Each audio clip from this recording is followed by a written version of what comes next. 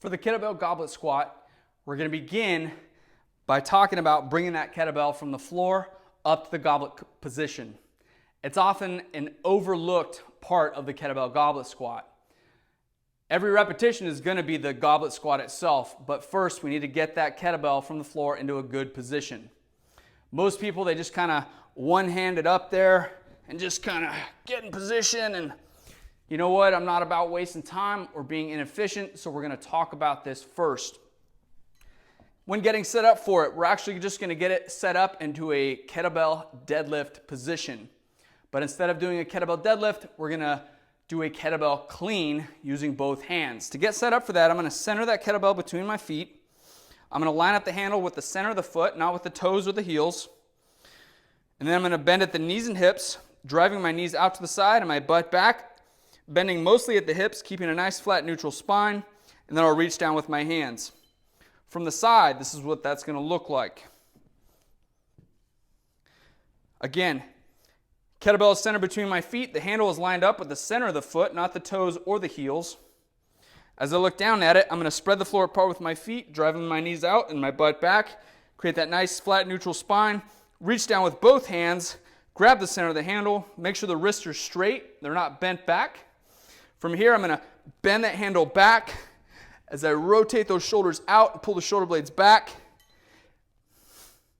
Taking a nice deep belly breath. From here, I'm going to extend my knees and hips and shrug my shoulders powerfully, driving that kettlebell up to the goblet position.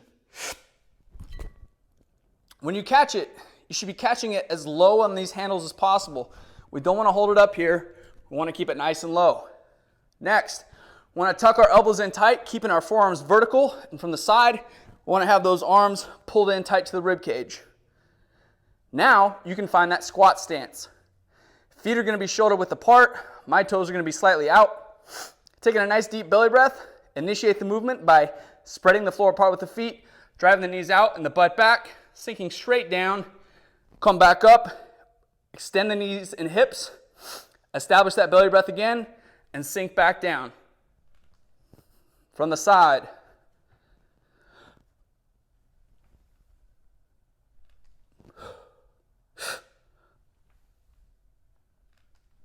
When you're done, we're going to lower it back down to the hips first. Then we're going to bend at the hips in that reverse deadlift position until it is securely on the ground. Couple key points. One, don't forget to clean that kettlebell up properly. Be efficient with your time and with your movement. Two, once you get up in that position, get those forearms vertical and have those elbows resting on your rib cage. Don't have them out here, or you're just going to be wasting energy. Focus more on holding the kettlebell rather than just doing the kettlebell goblet squat. And three, make sure you're taking in that nice deep belly breath before each rep. You're going to hold it throughout the rep to create stability throughout your hips and torso. It's going to help you do the movement better and perform more reps over time and hold on to more weight, which is what everybody wants. But that's how you do a kettlebell goblet squat.